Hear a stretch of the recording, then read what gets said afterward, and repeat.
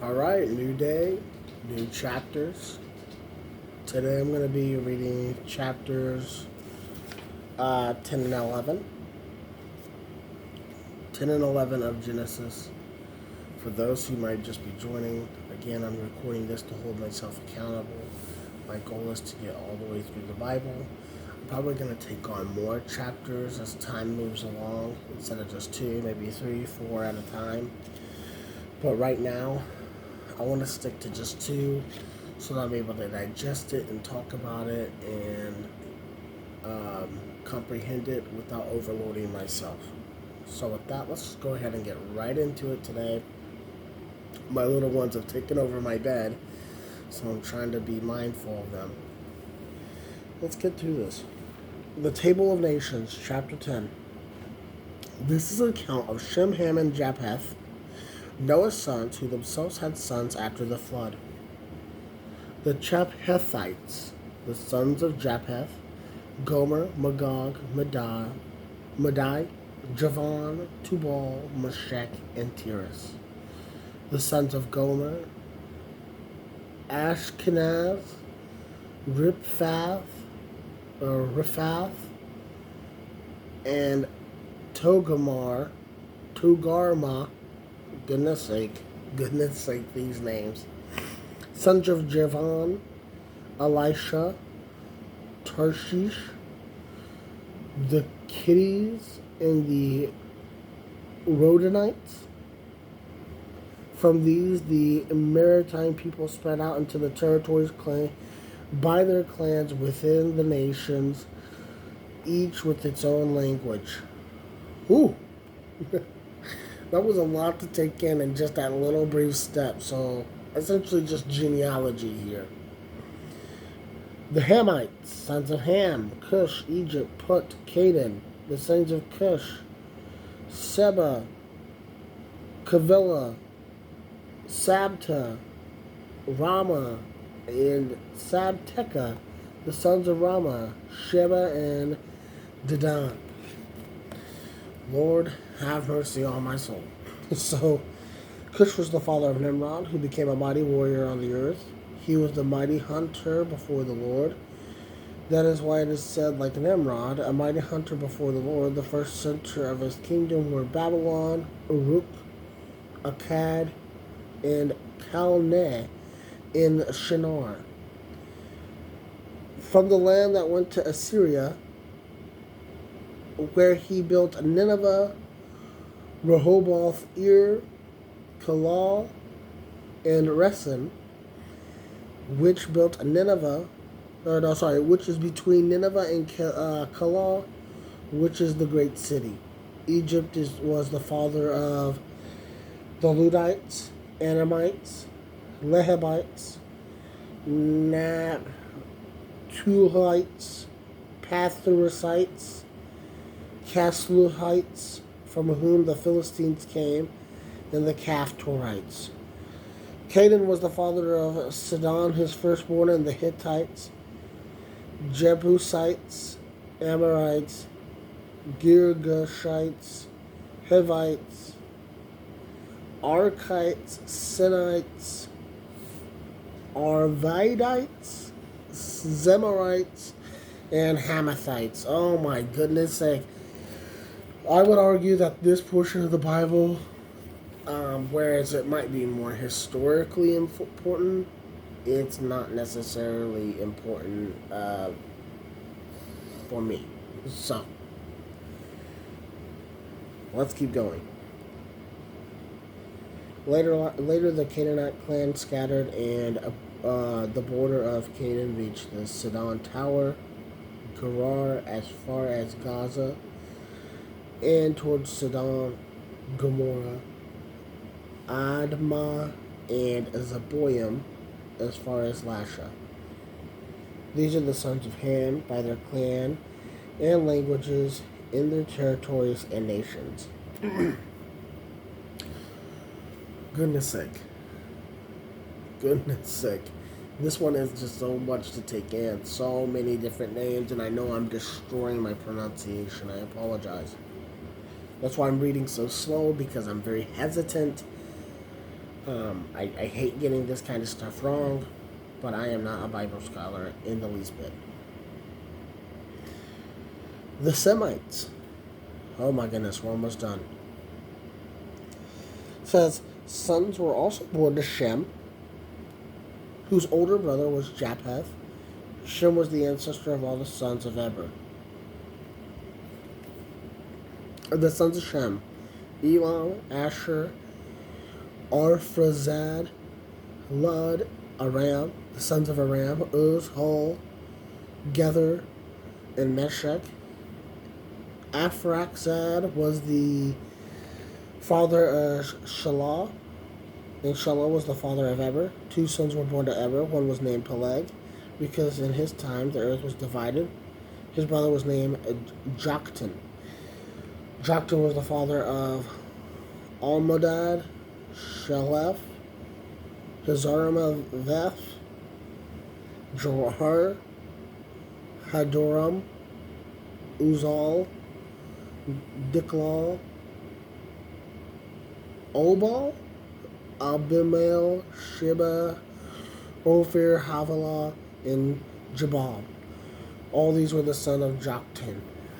The religion they lived stretched from Mesha to toward Safar in the eastern hill country. These are the sons of Shem by their clans and languages and their territories and nations. These are the clans of Noah's sons according to their line of descent within their nations, from the nations spread out over the world after the flood. Excuse me. So that is chapter 10. Again, more genealogy, not really important for me. Or I guess if you're really into like the historiography of this, or historicity of this to determine if any of this was real, well, that might be a big part of your own studies, but I'm not going to linger on that. So moving into chapter 11, it's called the Tower of Babel, which I do know a little bit about. I've heard that term before. It says, now the whole world had one language and one common speech. As people moved eastward, they found a plain Shinar and settled there. They said to each other, let's make some bricks and bake them thoroughly. So they used brick instead of stone and tar for mortar. They said, come, let us build ourselves a city with a tower that reaches to the heavens, so that we may make a name for ourselves. Otherwise, we will be scattered over the face of the whole earth. But the Lord came down to see the city and the tower that people were building. The Lord said, if as one people speaking the same language they have begun to do this, then nothing they plan to do will be impossible for them. Come, let us go down and confuse their language so they will not understand each other. So the Lord scattered them from there over the earth, and they stopped building the city. That is why it's called Babel, because the Lord confused the language of the whole world. From there, the Lord scattered them all over the face of the earth. So, essentially, humans were coming together, which is a rare phenomenon. I don't know if you live in 2025, but people coming together for a common cause is essentially impossible. Unless it's an act of terrorism, right?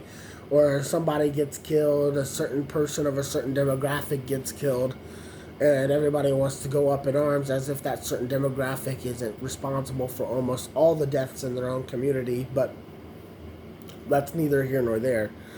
But point is, human beings don't typically come together, so God was just like, yeah, let that happen. I'm not gonna let that happen. So that's a little wild that it's almost like God felt challenged, which is odd because people challenge God every single day and he doesn't do anything. But let's carry on. It says from Shem to Abraham. 2 years out, this is an account of Shem's family line. Oh no, more family lines. I hate these chapters. They're so dumb. Says, or these sections. It says, 2 years after the flood, when Shem was 100 years old, he became the father of Arphaxad. And after he became the father of Arphaxad, Shem lived 500 years and had other sons and daughters. When Arphaxad had lived 35 years, he became the father of Shelah. After he became the father of Shelah, Arphaxad lived 403 years and had other sons and daughters. When Shelah lived 30 years, He became the father of Eber, and after he became the father of Eber, Shelah lived 403 years and had other sons and daughters. When Eber had lived 34 years, he became the father of Peleg, and after he became the father of Peleg, Eber lived 430 years and had other sons and daughters. When Peleg had lived 30 years, he had become the father of Reu. And after he became the father of Reu, Peleg lived 209 years and had other sons and daughters. When Reu lived 32 years, he had become the father of Serug. And after he became the father of Serug, Reu lived 207 years and had other sons and daughters. It's on and on and on. Serug had Nahor, lived 200 more years. Nahor had Terah, who lived 119 more years. And then Terah had lived 70 years and became the father of Abraham, Nahor, and Haran. So we just got to Abraham, who is a very, very big figure in the Bible. So if you've been following the genealogy here, you would know that Abraham is a descendant of Noah. Noah is a descendant of Adam. So all of this goes back to Adam. All of this so far goes back to Adam. Abraham's family, this section here, to wrap up the chapter 11. It says, Terah became the father of Abraham, Nahor, and Haran, and Haran became the father of Lot. While his father Terah was still alive, Haran died in Ur of the Chaldeans in the north, in the land of his birth. Abraham and Nahor both married. The name of Abraham's wife was Sarai. Actually, I knew that. Sorry, it was Abram. I said Abraham. Sorry, I said Abraham. His name is originally Abram. So that's actually important because it gets changed later. I do know that. So where was I? The name of Abram's wife was Sarai, and the name of Nahor's wife was Milcah. She was the daughter of Haran, the brother of Milcah, the father of both Milcah and Iscah. Now Sarai was childless because she was not able to conceive. Terah took his son Abram to his grandson Lot of Haran and his daughter-in-law Sarai, the wife of Abram, and together they set out from Ur of the Chaldeans to go to Canaan. But when they came to Haran, they settled there. Terah lived 205 years, and he died in Haran. So that's going to be the end of that. So not a lot of excitement in chapter 10 and 11. Mostly genealogy, so there wasn't a lot for me to add, but I do know that we're going into a very big part of the Bible, Abraham, which may or may not be a convenience because tomorrow's the Sabbath, Sunday. Tomorrow would be a church day, so I'm excited to hop into that on a pretty special day. So with that, I'm going to go ahead and wrap this video up. I hope you'll have a blessed day. I'll be back tomorrow with more. Keep holding myself accountable. I want you to hold me accountable. I'm going to read this thing. Have a blessed weekend. See you Sunday.